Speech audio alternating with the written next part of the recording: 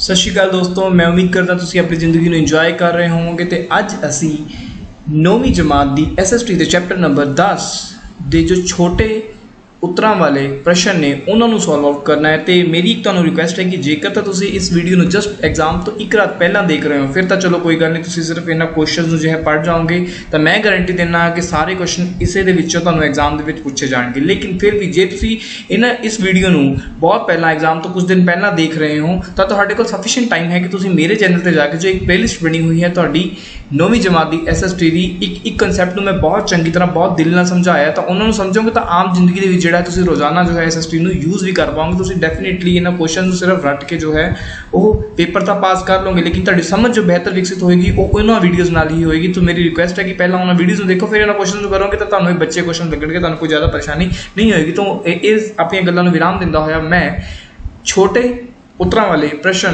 का जो पहला क्वेश्चन है उन्होंने पढ़न जा रहा हूँ। वो पूछ रहा है कि डेमोक्रेसी किहड़े दो शब्दों तो बने हैं, उन्होंने दोनों शब्दों के अर्थ लिखो।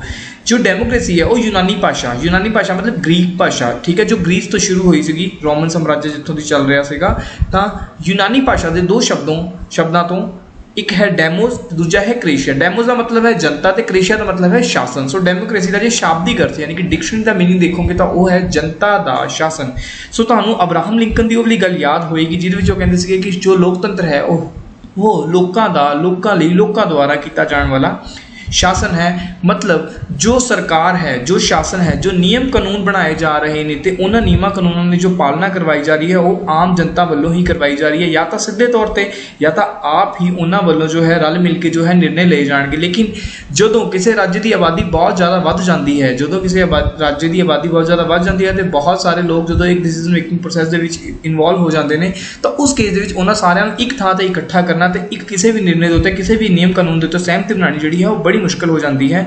सो उस केस जो है नुमाइंदगी सिस्टम चलता है, रिप्रजेंटेटिव सिस्टम चलता है, प्रतिनिधित्व सिस्टम चलता है लोकतंत्र का, ठीक है। लेकिन जो कमान है, जो शासन की कमान है, जो नियम निर्णय बनाने की जो कमान है, जो नियमों कानूनों लागू करवाने की कमान है वो किहदे हाथ रहिंदी है? जनता के हाथ च रहिंदी है, क्योंकि जनता वालों जो है हर 5 साल बाद जो है अपने प्रतिनिधियों को चुनिया जाता है, ठीक है। तो जो शासन है वो सीधे तौर पर जनता द्वारा चलाया जाता है, क्योंकि जनता जनार्दन के कोल पावर है कि वह 5 साल बाद जो है अपने चुने हुए प्रतिनिधियों को उन्होंने गद्दी तो जो है वो हटा सकते हैं। सो इस करके कहा जाता है कि डेमोक्रेसी जो है यूनानी भाषा के दो शब्दों तो बनया, डेमोस ते क्रेशिया। तो डेमो का अर्थ है जनता, तो क्रेशिया का अर्थ है शासन। डेमोक्रेसी का शाब्दिक अर्थ इत्थे हो जाता है जनता का शासन। हुण इस दे नाल ही मैं दूसरे क्वेश्चन पर चलदा हाँ। दूसरा क्वेश्चन कहता है कि लोकतंत्र में शासन की शक्ति का सोमा कौन होंगे हैं? जिवें मैं पहले ही दस के हटिया वा कि लोकतंत्र का मतलब कि है लोक प्लस तंत्र, यानी कि लोगों का लोगों द्वारा किया जाने वाला जो शासन है, लोगों वालों ही जो है नियम बनाए जाते हैं अपने लिए, अपने समाज के लिए जो है नियम बनाए जाते हैं तो उन्होंने पालना करवाई जाती है सरकार तो। सो ਜਿਹੜੇ ਤਾਂ स्विट्जरलैंड या स्वीडन वर्गे देश हो सकते हैं जिथे की आबादी बहुत घट है तो उन्होंने कोल इन्ना लेयर टाइम भी है और उन्होंने जो नागरिक ने वो सिविलाइज्ड भी ने, सभ्य ने, पढ़े लिखे लोग ने तो वो अपने आप लिए जो निर्णय है आप लै सकते हैं। तो उन्होंने आबादी घट होने करके उन्होंने सारिਆਂ ਨੂੰ ਇੱਕੋ जगह पर बिठाना, ਇੱਕੋ जगह पर बिठा के है किसी भी निर्णय से सहमति कराना जो है वो ईजी काम है। लेकिन भारत वर्गे वड्डे देश जिते 135 करोड़ की आबादी है उत्थे इन्ने सारे लोगों को ਇੱਕੋ ਥਾਂ ਤੇ बिठाना और सारिਆਂ ਵਿੱਚ सहमति पैदा करना ये बहुत औखा काम है, ठीक है। सो इस केस के भारत में जो है रिप्रजेंटेटिव सिस्टम यानी कि संसद की जो लोकतंत्र प्रणाली है उन्होंने चुनिया गया है। सो इस केस के जो है जनता के कोल पावर होंगी है कि वो 5 साल लिए अपने प्रतिनिधियों को चुन के जो है लोकतंत्र की महापंचायत यानी कि संसद के भेजते हैं तो उत्थे जाके उन्होंने नुमाइंदियों वालों आम जनता लिए जो है नियम कानून बनाए जाते हैं तो उन्होंने नियम कानूनों लागू करवाया जाता है। लेकिन जे जनता को अपनी चुनी हुई सरकार यानी कि अपने चुने हुए नुमाइंदियों का जो शासन है वो पसंद ना आए तो उन्होंने को 5 साल बाद पावर होंगी है कि जो भी इलैक्शन होंगे, जो भी देश के आम चुनाव होंगे उन्होंने वालों जो अपने चुने हुए नुमाइंदियों को बाहर का रस्ता दिखा दिता जाएगा। तो इसलिए अल्टीमेट पावर किहदे हाथ च रह रही है? अल्टीमेट पावर जो है जनता के हाथ च रह रही है, अल्टीमेट पावर जो है लोगों के हाथ के रह रही है। हुण प्रश्न 3 है लोकतंत्र की एक परिभाषा दिओ। एक जी KCPT परिभाषा तुसीं याद की हुई है अब्राहम लिंकन वाली, वो पुरानी हो चुकी है, उन्होंने बिल्कुल भी जो है वो नहीं चेते करना।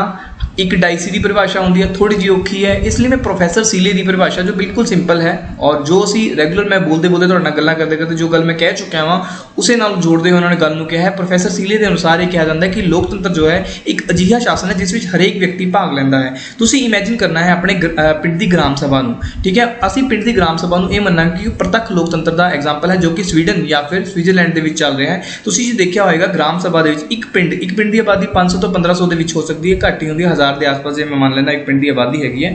तो की होएगा कि 18+ जिन्हों की उम्र 18 साल है तो जिन्होंने वोट पाने का अधिकार साडे देश की सरकार वालों दिता गया है, साडे देश के संविधान वालों दिता गया है। सो उन्होंने 18+ नागरिकों वालों इकट्ठे होकर ग्राम सभा के अपने पिंड के विकास के लिए जो है सारिਆਂ वालों सारे नियम कानून बनाए जाते हैं तो निर्णय ले जाते हैं कि पिंड का विकास है प्रगति है वो किवें कीती जावे। सो इत्थे सारे नागरिक जो है वो इनवोल्व हो रहे हैं उस पिंड के विकास के लिए, तो इसलिए इसनूं कहा जा रहा है प्रत्यक्ष लोकतंत्र। लेकिन जे तुसी संसद की गल करोगे या लैजिस्लेटिव असैंबली की गल करोगे, लैजिस्लेटिव असैंबली जो है वो सूबे के पद्धर पर होंगी है। जिवें पंजाब की लोक जो विधान सभा है उसदे विच 117 नुमाइंदे चुन के पूरे पंजाब तो भेजे गए हैं, पंजाब के लोगों ने ही चुन के भेजे ने। उस तरीके जो 13 सीटां लोक सभा के पंजाब तो चुन के भेजी जाती है, संसद के उन्होंने नुमाइंदे नूं भेजे जाते जिन्होंने MP कहा जाता है, ठीक है। तो इत्थे प्रत्यक्ष लोकतंत्र के उल्ट जो है वो अप्रत्यक्ष लोकतंत्र यानी कि संसद की जी प्रणाली है लोकतंत्र की वो चल रही है। अप्रत्यक्ष लोकतंत्र जो है वो प्रचलित हो रहा है लोक सभा के केस के विधान सभा के केस। लेकिन जो तुम ग्राम सभा के केस कहो तो ग्राम सभा के जो है वो प्रत्यक्ष लोकतंत्र चलता है। तो जे तुसीं देखिया होवे जे प्रत्यक्ष लोकतंत्र की ग्राम सभा की गल करो तो पिंड के विच हर 18+ व्यक्ति जो है वो भाग ले रहा, तो हरेक व्यक्ति जो है अजिहे शासन के भाग ले रहा जे प्रत्यक्ष लोकतंत्र की गल करो। तो जे तुसीं गल करो अप्रत्यक्ष लोकतंत्र तां भी जो है 18+ व्यक्ति जो है 18+ जिस भी व्यक्ति की उम्र है जो भी नागरिक है जिसकी उम्र 18+ है वो वालों वोट पाई जाती है अपने नुमाइंदे नूं चुनने लई, चाहे वो MP हो चाहे MLA हो, जो उसके हकों की आवाज़ जाके जो उस इलाके के हकों की आवाज़ जो है जाके संसद या विधान सभा के बुलंद करता है। सो लोकतंत्र के विच चाहे तुसीं प्रत्यक्ष लोकतंत्र की गल करो चाहे अप्रत्यक्ष लोकतंत्र की गल करो, हरेक व्यक्ति जो है वो शासन के विच भाग लैंदा है। सो शासन के विच हरेक व्यक्ति जो है वो भागीदारी है, हर एक वालों जो है वो अपने समाज लई ते अपने आप लई जो है नियम बनाए जाते हैं तो उन्होंने नियमों को लागू किया जाता है। कहता लोकतंत्र के चौथा प्रश्न जो है वो कहता लोकतंत्र के 2 रूपों की गल करो, 2 फॉर्म्स ऑफ डेमोक्रेसी किहड़ियां ने। पहली है प्रत्यक्ष लोकतंत्र तो दूसरी है अप्रत्यक्ष लोकतंत्र। मैं तो ऑलरेडी तुहानूं एग्जाम्पल देके दस चुकिया हाँ कि प्रत्यक्ष लोकतंत्र की है तुहाडे पिंड जी ग्राम सभा जिहदे हर पिंड का नागरिक जो है वो भाग लै रहा है जो नियमां कानूनों की गल हो रही है, जो नियम कानून बनाए जा रहे हैं या फिर लागू किए जा रहे हैं ताकि पिंड की प्रगति हो सके। लेकिन अप्रत्यक्ष लोकतंत्र जो है कि मैं तुहानूं ऑलरेडी दस चुका कि एक पिंड की आबादी तो 1500 हो सकती है, ठीक है। सो उन्होंने 1500 लोगों को एक थां ते बिठाना मैं मान लेना ईजी है, बहुत ईजी है। लेकिन जो तुम 135 करोड़ लोगों को एक थां ते बिठाना हो, ठीक है, तो वो मुश्किल हो जाएगा। इस करके संसद ते विधान सभा लिए जोड़े है तुम अपने प्रतिनिधियों को चुन के जोड़ा है वो संसद या विधान सभा के भेजते हो तो हर 18+ नागरिक वालों जो है उन्होंने चुनने के लिए वोट की जाती है, ठीक है जी। 5 साल बाद तुहानूं शासन नहीं पसंद आता तुसीं उन्होंने हटा सकते हो, ठीक है। तो ये अप्रत्यक्ष लोकतंत्र जो है वो कहांदा है। अप्रत्यक्ष लोकतंत्र के भी 2 रूप ने, 2 टाइप्स ने, 2 काइंड्स ने। एक है प्रेजिडेंशियल सिस्टम है, दूसरा संसदीय सिस्टम है। तो जो मैं चैप्टर 12 के क्वेश्चन करवाऊंगा तो उदों इन दोनों का डिफरेंस भी तुहानूं जरूर जो है वो करवाऊंगा। अगले क्वेश्चन के लिए 5वां क्वेश्चन कहता है प्रतिनिधित्व लोकतंत्र की एक विशेषता लिखो। मैं ऑलरेडी दस चुकिया हाँ, कहता इस लोकतंत्र में लोगों के चुने हुए प्रतिनिधि शासन चलाते हैं। मैं दस चुकिया मैं प्रतिनिधित्व लोकतंत्र की है, अप्रत्यक्ष लोकतंत्र की है। अप्रत्यक्ष लोकतंत्र की होंदा है कि असी अपने नुमाइंदियां चुन के जो है वो देश की महापंचायत के भेजते हाँ, यानी कि संसद के भेजते हैं या फिर विधान सभा के भेजते हैं। जो सूबे के पद्धर की गल करिए जिन्होंने MLA कहा जाता है, तो जो तुम लोक सभा के पद्धर की गल करो या राज्य सभा की गल करो तो उत्थे MP जोड़े है चुने जाते हैं। सो प्रतिनिधित्व लोकतंत्र के संसदीय लोकतंत्र के जो है वो एक विशेषता यही है कि लोगों के चुने हुए जोड़े प्रतिनिधि ने उन्होंने वालों शासन चलाया जाता है। शासन चलाने का मतलब की होंदा है नियम कानून बनाना तो उन्होंने नियम कानूनों को लागू करवाना, ठीक है।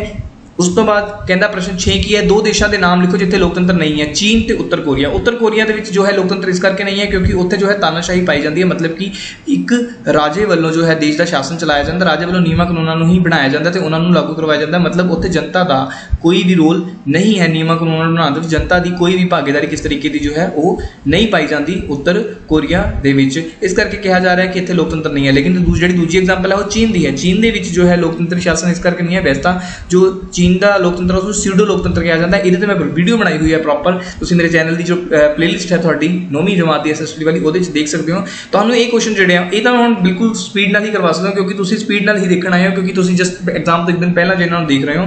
जो तुम फुली कंसैप्ट में समझना चाहते हो तो तुम्हें मेरी वीडियोज़ देखनी ही पैणगियां। वो मैं एक शब्द को बहुत सारिया उदाहरण देते हुए अपने आस पास के ऑब्जर्व करते हुए तुम्हें समझाया हुआ है। तो तुम उन्होंने वीडियोज़ जो देखोगे तो ਤੁਹਾਡਾ एक कंसैप्ट जो है क्रिस्टल क्लीयर हो जाएगा। तो तुम अपनी आने वाली पीढ़ियां भी ईवन अपने पेरेंट्स भी जोड़ा है वो अवेयर करवा सकते हो और उन्होंने भी इस बारे जो है एजुकेट कर सकते हो कि साडे देश के जो है वो राजनीति जी है वो किस तरीके चलती है, राज व्यवस्था किस तरीके चलती है, पॉलिटिक्स साडे देश की किस तरीके से है काम करती है। तो उन्होंने बहुत मेहनत नाल वीडियोज़ बनाई गई, प्लीज़ जो तुम देखनिया है। सो प्रश्न 6 की जो मैं गल कर रहा था मैं उत्तर कोरिया बारे दस चुका। चीन बारे जो मैं गल करा, चीन के जो है वो एक पार्टी का सिस्टम ही पाया जाता है। नो डाउट लोगों को चुनने का अधिकार दिता जाता है, लोगों को ये कहा गया कि तुम वोट पाने जरूर जाना है, लेकिन मुद्दे की गल ये है कि चीन के वन पार्टी सिस्टम चलता है। मतलब कि तुहानू 2 या 3 या 5 पार्टियां जिवें इंडिया के मल्टी पार्टी सिस्टम है, तुहाडे कोल चॉइस है कि तुसीं BSP नूं वोट पाओ, तुसीं BJP नूं वोट पाओ, तुसीं कांग्रेस नूं वोट पाओ, जिहड़ी मर्जी पार्टी नूं वोट पाओ। जिहड़ी पार्टी नाल तुहाडी विचारधारा रलदी है, जिहड़ी पार्टी तुहानू चंगी लगदी है, जिहड़ी पार्टी दा एजेंडा तुहानू चंगा लगदा है, जिहड़ी पार्टी दी नीतियां तुहानू चंगी लगदी तुसीं उन्हां नूं वोट पा सकदे हो। लेकिन चीन दे विच जो है वो आम जनता की भागीदारी तक करवाई जा रही है। चीन दे विच चोणां जरूर कराईयां जा रही है, जनता वालों नागरिकों वालों जो है वो चोणां विच भाग भी लिया जा रहा है। लेकिन उत्थे मल्टी पार्टी सिस्टम नहीं है, उत्थे इको पार्टी सिस्टम है, जिहदे करके उत्थे दी डेमोक्रेसी तो कहा जा रहा है, लेकिन ट्रू डेमोक्रेसी कह के सीडो डेमोक्रेसी जो है कहा जाता है। मतलब कहने का भाव जाली डेमोक्रेसी कहा जाता है, उन्होंने ओरिजिनल डेमोक्रेसी जो है नहीं कहा जाता। सो ये सीगे तुहाडे 10वें चैप्टर के जो बहुत छोटे उत्तरां वाले प्रश्न, इन्हों रट लो, पेपर के पक्का ही क्वेश्चन होंगे, इस तो इलावा कुछ नहीं होगा। फालतू तक किसी भी गाइड किसी भी बुक के मत्था मारन की लोड़ बिल्कुल भी नहीं है। Thank you.